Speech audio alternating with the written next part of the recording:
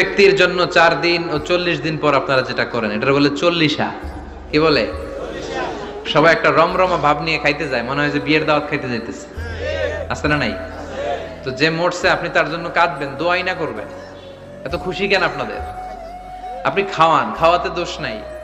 আপনি মাইয়েতের রুহের মাগফিরাতের জন্য খাওয়ালে মৃত ব্যক্তির গুণ আল্লাহ মাফ করবে, সেটা ঠিক আছে, কিন্তু খাওয়াবেন মিসকিনদেরকে, ইয়াতিমদেরকে, তারা বেশি হকদার। এখন দেখা যায় 40 হাতে মিসকিনদের জায়গা কম, এলাকার পয়সাওয়ালা লোকেরা এসে লাইনে বসে থাকে।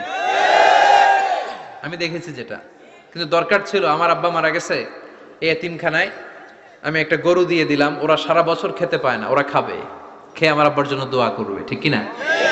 আর সবচেয়ে বেশি দোয়াটা কবুল হবে আপনার আব্বার জন্য।